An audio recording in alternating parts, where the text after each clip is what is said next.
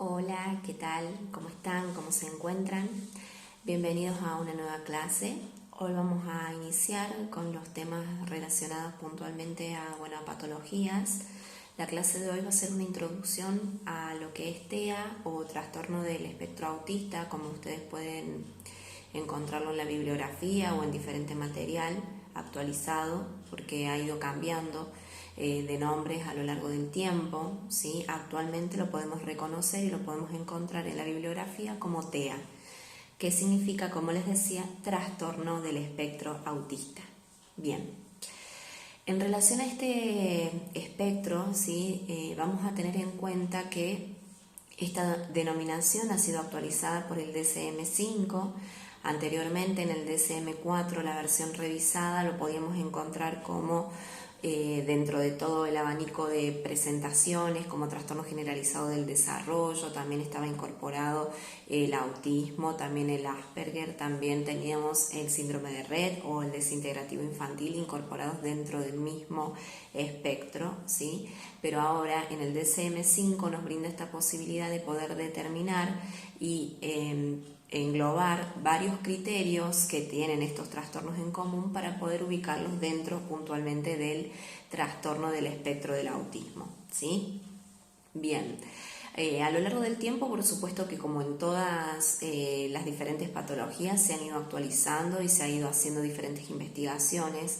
El trastorno del espectro autista, sin embargo, se ha notado o se ha podido ver con las diversas, como les decía, investigaciones referentes al tema, que lo que ha sucedido es que ha avanzado muchísimo y por suerte, por decirlo de alguna forma, se han dejado de lado algunos conceptos que han quedado en relación a la explicación, ¿sí?, de la etiología, que han quedado caducos, como cuáles. Por ejemplo, desde la teoría psicodinámica o desde el psicoanálisis lo podríamos pensar que se daba como la explicación de la generación de este tipo de trastornos era debido a una madre considerada distante, una madre súper indiferente con su hijo. Era denominada desde esta teoría una madre heladera, ¿sí?, justamente por el frío, por la distancia, por este vínculo poco carente de amor, de cariño, era llamada de esta manera y coincidía con esto de que las mujeres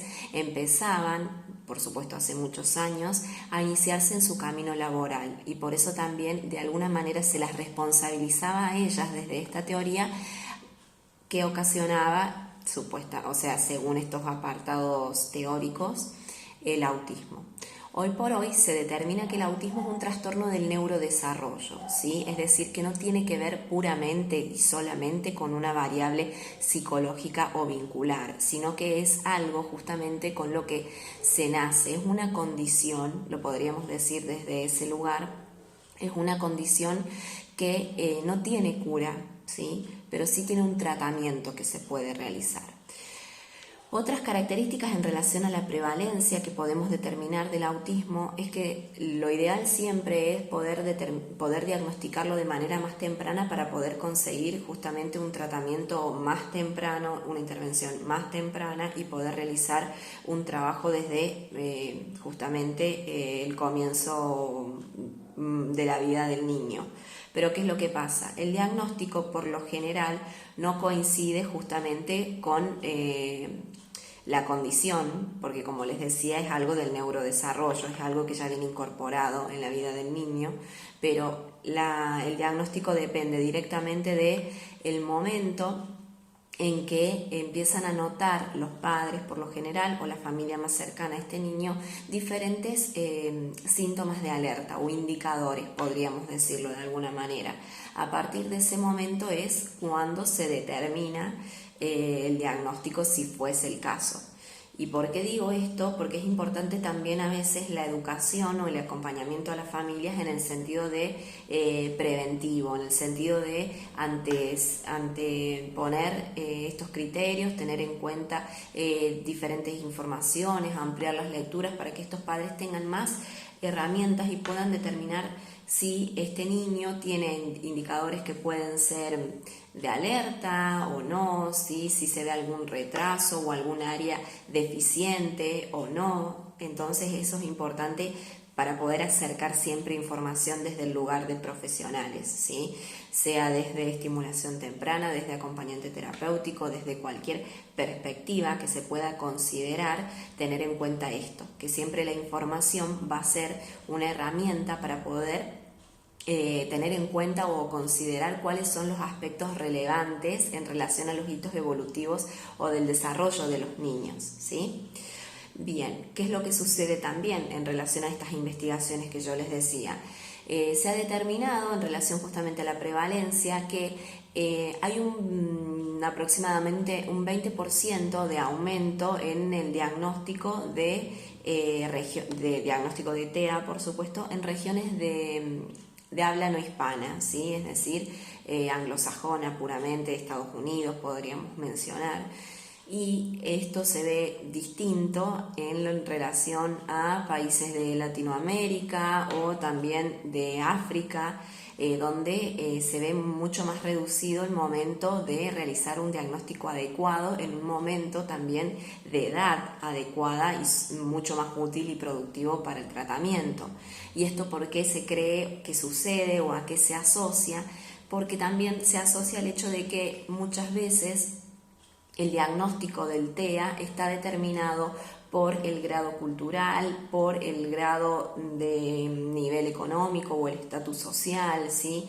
Mientras mayor información se tenga, mientras mayores posibilidades de acceder a servicios de salud se puedan tener, va a ser mucho más rápido también el tratamiento, ¿sí? Es decir, que primero hay que hacer, por supuesto, el diagnóstico, que lo va a realizar el neurólogo profesional médico a cargo, y luego nosotros como estimuladora temprana o como acompañante terapéutico vamos a formar parte del tratamiento, ¿sí? Bien, ¿cuáles son los síntomas principales del TEA? Como les decía, el TEA tiene una base neurológica que se manifiesta con dificultades conductuales, ¿sí? Que se presentan de manera diferente dependiendo esto de la edad del niño, el nivel de lenguaje y las capacidades cognitivas. Estos síntomas principales se agrupan en dos dominios principalmente, la comunicación e interacción social por un lado y por el otro los patrones de comportamiento restringidos y repetitivos, ¿sí? Como se describe de esta manera en el DSM-5, este manual que yo les mencionaba al comienzo. El desarrollo atípico en varias áreas funcionales, ¿qué es lo que hace? Contribuye a que estos síntomas del TEA se vean agravados, ¿sí? Y al manifestarse o al expresarse esta sintomatología también se pueda determinar que cumple con ciertos criterios y de esta manera también desencadenar en el diagnóstico correcto, ¿sí? ¿Qué es lo que pasa? Que las anomalías en la comprensión de la intención de los demás, la disminución del contacto visual, interactivo y el uso y la comprensión, de cuestiones atípicas en relación a los gestos, tiene que ver también con esta falta de adaptación a diferentes situaciones.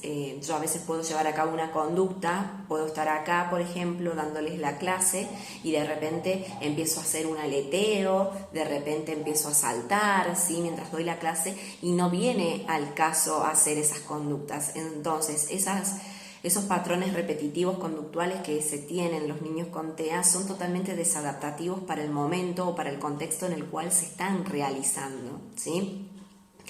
Los síntomas del TEA se configuran aún más por el déficit en la imitación y en el procesamiento de la información a través de las modalidades sensoriales como la visión, el gesto, la audición, por supuesto que esto afecta también de manera directa el lenguaje, ¿sí?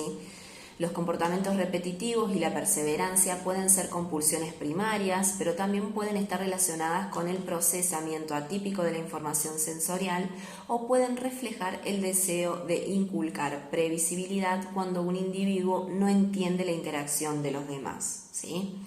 ¿A qué nos referimos con esto? Es que dentro de lo que es el TEA, el área social y el área de la comunicación van a estar directamente afectadas entre sí y esto va a afectar una a la otra, ¿sí?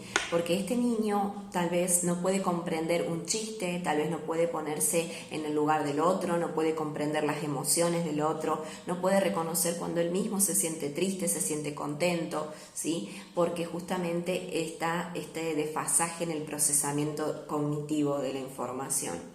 Y este desfasaje es lo que a veces hemos confundido tantas veces cuando se dice que el niño autista es alguien que está en su mundo, es alguien que está aislado, ¿sí? Y en realidad esto de que está en su mundo no es propiamente del autista, del niño con autismo, perdón.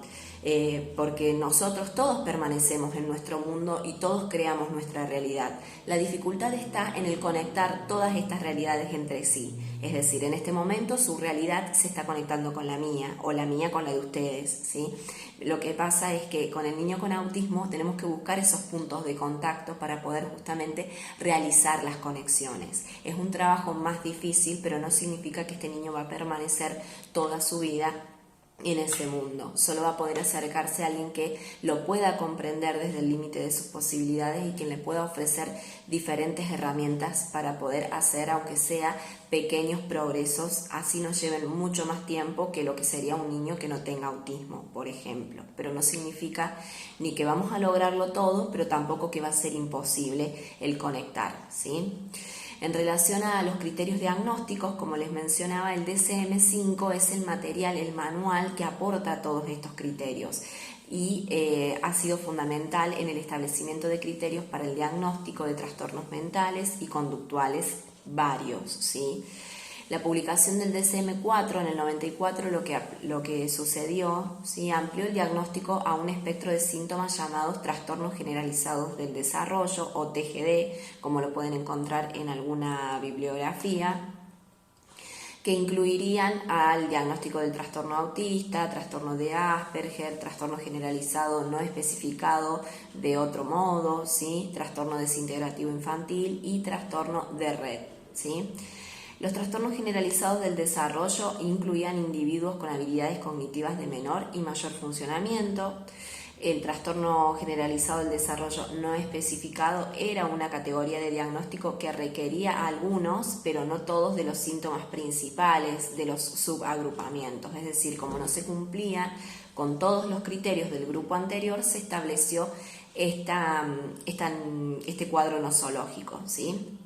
En relación al resto de los criterios han ido evolucionando, como les decía, y en el DSM-5 los síntomas principales se dividen en dos dominios. Volvemos a repetir: la comunicación y la interacción social por un lado y los patrones del comportamiento restrictivos y repetitivos por el otro, ¿sí? Para cumplir con los criterios diagnósticos para el TEA mediante el uso del DSM-5, los tres síntomas que marcan la diferencia afectiva social deben estar presentes, además de 2 a 4 síntomas relacionados con los comportamientos disruptivos o repetitivos. Entre comportamientos disruptivos podemos agregar los que les decía: el aleteo, dar vueltas en círculo sin algún sentido, brincar sin parar, ¿sí? Girar sobre sí mismo. Estas cuestiones tienen que ver con conductas repetitivas, también el juego repetitivo, y en el que puedo percibir también que el niño no está generando un disfrute propiamente dicho, ¿sí? Sino que es justamente un juego que se realiza de manera reiterada sin ningún fin, o en el que yo no puedo observar que ese niño está encontrando algún fin, sea el disfrutar, sea el realizar la actividad y concluirla, ¿sí? Entonces, esto en relación a los síntomas vinculados a la conducta, ¿sí? El reconocimiento de los síntomas del TEA relacionados con el procesamiento sensorial condujo a la inclusión de síntomas sensoriales como la hiper o la hiporreactividad sensorial o intereses inusuales en aspectos sensoriales del entorno, ¿sí? Algunos ejemplos de esto son la aparente indiferencia al dolor de la temperatura, sensibilidad al sonido, sabor a texturas y un intensivo interés visual por los objetos o el movimiento.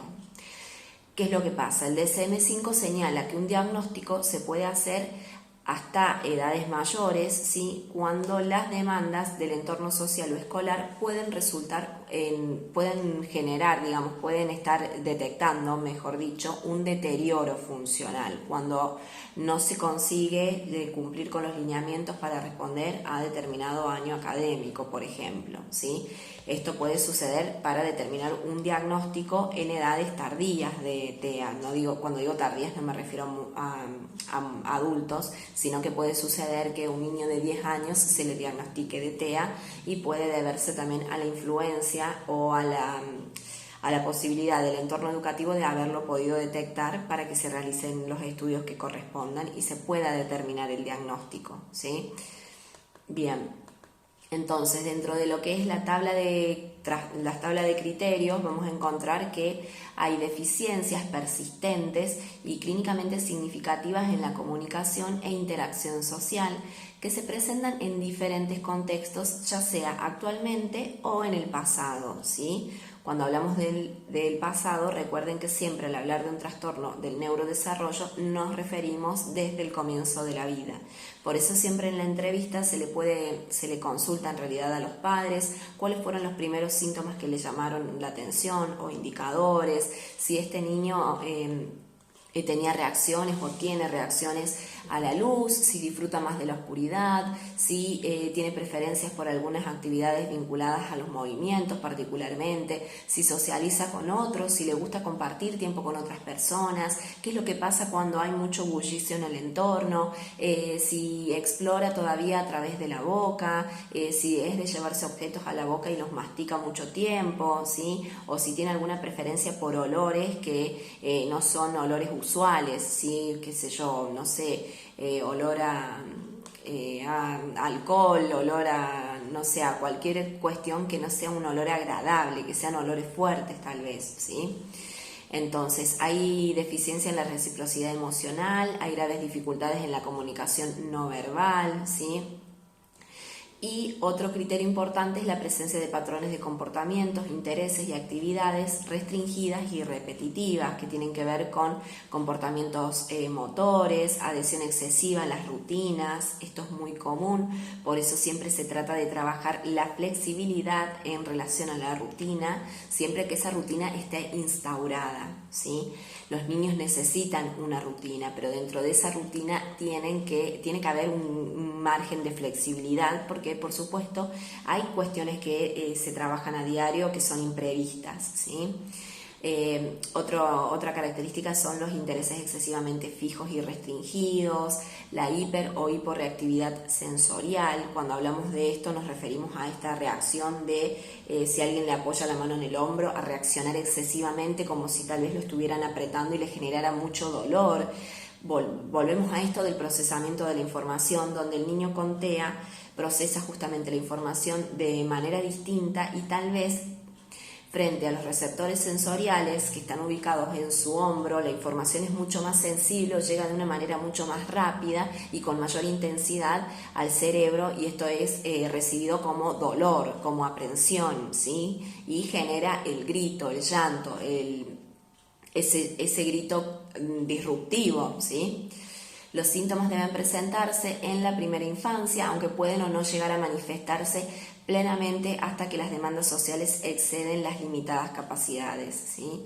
El conjunto de síntomas crea interferencia en el funcionamiento del día a día. Este niño se ve demorado muchísimo tiempo para ir a la escuela, para ir al jardín, para salir a la casa de la abuela, para salir de su propio hogar. Este niño no puede mantener vínculos estables dentro del ámbito de la familia o de sus amiguitos de guardería, de jardín, ¿sí? Sea el contexto en el que se encuentre.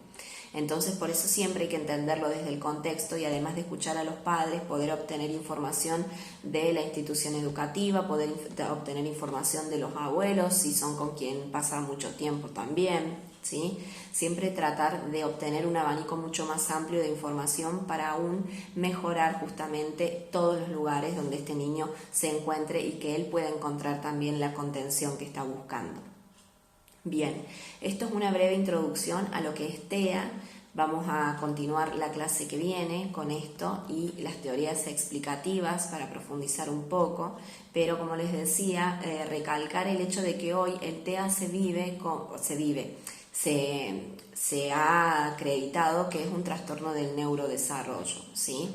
Entonces, esto de ser un trastorno del neurodesarrollo también abre un abanico de posibilidades para la intervención temprana en niños con TEA. Recordemos que siempre que hablemos de adultos mayores vamos a hablar de rehabilitación y como hablamos de niños, en este caso hablamos de intervención temprana. Es decir, voy a poder darle herramientas para que adquiera determinadas habilidades, porque no es alguien que ha perdido y que necesita rehabilitar. Este niño está absorbiendo toda la información del medio, como siempre les digo, y esta posibilidad que se me brinda a mí, este espacio que se me brinda a mí para trabajar con él, es también parte de ese medio y de su rutina diaria. Bien, bueno, muchas gracias por estar, los espero la próxima clase y gracias por haber llegado hasta acá.